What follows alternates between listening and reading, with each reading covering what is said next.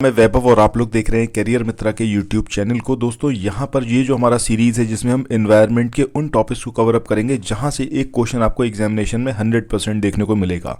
अभी समीक्षा अधिकारी का पेपर है, इसके बाद उत्तर प्रदेश पीसीएस का। सो इन दोनों ही पेपर्स के लिए आप अगर तैयारी करना चाहते हैं एनवायरनमेंट की तो इस सीरीज़ को बिल्कुल मिस मत करिएगा। पिछले 1.5 से 2 साल के बीच में जो भी टॉपिक्स रहे हैं करंट अफेयर्स में एनवायरनमेंट रिलेटेड और उससे अटैच जो टॉपिक हैं स्टैटिक में, उन सबको हम लोग कवर अप करेंगे। ठीक है, सो आइए शुरू करते हैं। आज हम बात करेंगे स्थायी कार्बनिक प्रदूषक यानी कि परसिस्टेंट ऑर्गेनिक पॉल्यूटेंट्स की। ठीक है, बाइलिंगुअल रहेगा। बाइलिंगुअल का मतलब स्टार्टिंग में हम हिंदी वाला पोर्शन देखेंगे इसका, उसके बाद फिर हम इंग्लिश वाले पर मूव ऑन करेंगे। सो यहाँ पर बने रहिएगा। सबसे पहले बात करते हैं स्थायी कार्बनिक प्रदूषक ये एग्जैक्टली होते क्या हैं। अब क्यों इनके बारे में पढ़ना, इनके बारे में जानना ज़रूरी है, एग्जामिनेशन में पहले भी पूछे जा चुके हैं, दैट इज़ वाई। ठीक है, और अभी ये आप समझिए तकरीबन पिछले साल जो है लाइमलाइट में भी रहे थे।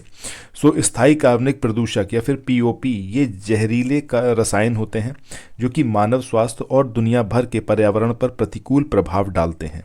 पहला पॉइंट कि ये कैसे होते हैं, टॉक्सिक केमिकल्स हैं क्योंकि इन्हें हवा और पानी द्वारा एक जगह से दूसरी जगह ले जाया जा सकता है। मतलब इनका जो ट्रांसपोर्टेशन होता है वो हवा के थ्रू भी ये फैलते हैं और ये पानी के थ्रू भी फैलते हैं। इसलिए अगर एक देश में ये उत्पन्न हो रहे हैं तो सिर्फ वहाँ के लोगों को ये प्रभावित नहीं करेंगे, ये दूसरी कंट्री के लोगों को भी प्रभावित करेंगे।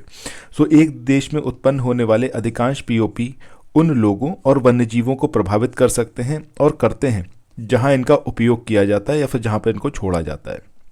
इसका बहुत अच्छा एग्जाम्पल है पीओपी का। एक है आपका पीसीबी और दूसरा है डीडीटी। डीडीटी के बारे में एग्जामिनेशन में सेवरल टाइम्स पूछा गया है, क्या ये एक स्थायी कार्बनिक प्रदूषक है या नहीं, तो आपको याद रखना है कि ये है।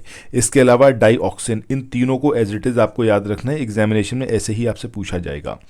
अच्छा, ये जो है पर्यावरण में लंबे समय तक बने रह सकते हैं और खाद्य श्रृंखला यानी कि फूड चेन के माध्यम से जमा होकर एक प्रजाति से दूसरी प्रजाति में पहुंच सकते हैं।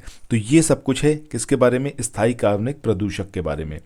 आगे बात करें स्टॉकहोम कन्वेंशन की, तो स्टॉकहोम कन्वेंशन एक अंतर्राष्ट्रीय पर्यावरण संधि है जिसका उद्देश्य क्या है, पीओपी यानी कि परसिस्टेंट ऑर्गेनिक जो पॉल्यूटेंट्स हैं या उन पदार्थों के उत्पादन और उपयोग को खत्म करना या प्रतिबंधित करना जो पर्यावरण में बने रह सकते हैं, यानी कि पर्यावरण में लंबे समय तक वो एग्जिस्ट रहें और हमारे स्वास्थ्य के लिए खतरा पैदा कर सकते हैं, तो उनको रोकना, पीओपी को और ऐसे पदार्थों को जो लंबे समय तक पर्यावरण में बने रहें, उनके लिए स्टॉकहोम कन्वेंशन है। ठीक है, और ये एक अंतर्राष्ट्रीय पर्यावरण संधि है। स्थायी कार्बनिक प्रदूषकों पर स्टॉकहोम कन्वेंशन को 22 मई 2001 को स्टॉकहोम स्वीडन में जो है एक सम्मेलन हुआ था, वहाँ पर इसको अपनाया गया। सो ये दोनों डेट्स याद रखनी है, 22 मई 2001 को इसको अपनाया गया और ये जो कन्वेंशन है ये 17 मई 2004 को लागू हुआ। सो अपनाया गया 22 मई 2001 को और लागू कराया गया 17 मई 2004 को। इसका लक्ष्य स्थायी कार्बनिक प्रदूषकों यानी कि पीओपी के उत्पादन और उपयोग को खत्म करना या फिर प्रतिबंधित करना या फिर बैन करना है। चलिए, ये तो हो गया हिंदी वर्जन। अब अगर आप लोग इंग्लिश में चाहते हैं तो आगे इसको कंटिन्यू कर सकते हैं वीडियो को।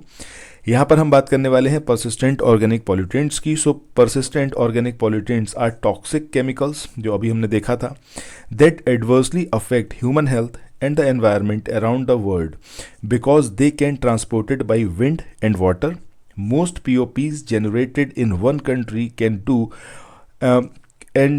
do affect people and wildlife far from where they are used and released.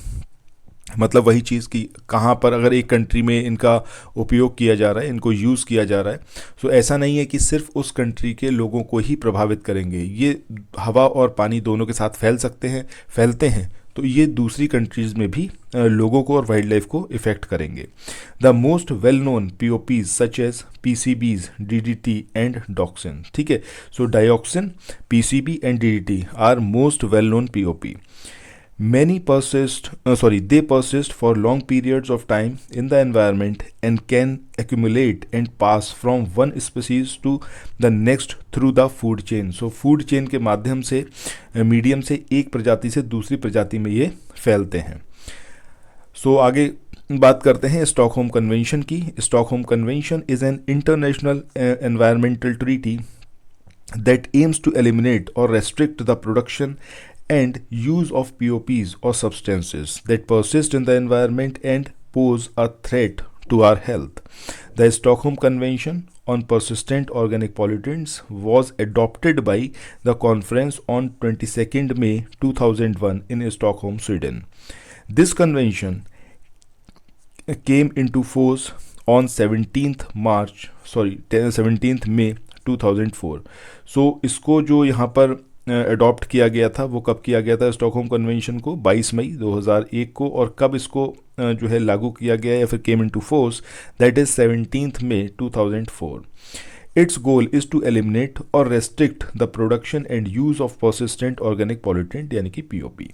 So that is the whole thing जो हमें जाननी थी इसके बारे में. So फिर मिलते हैं नेक्स्ट वीडियो में. चैनल को सब्सक्राइब कर लीजिएगा, नोटिफिकेशन बेल के आइकन को प्रेस कर लीजिएगा, साथ ही टेलीग्राम चैनल को ज़रूर ज्वाइन करिएगा. इन वीडियोज़ के अगर आप लोग PPT चाहते हैं या फिर PDF चाहते हैं, आपको फ्री ऑफ कॉस्ट वहाँ पर प्रोवाइड किए जाएंगे. So thanks for watching. मिलते हैं नेक्स्ट वीडियो में. Bye bye.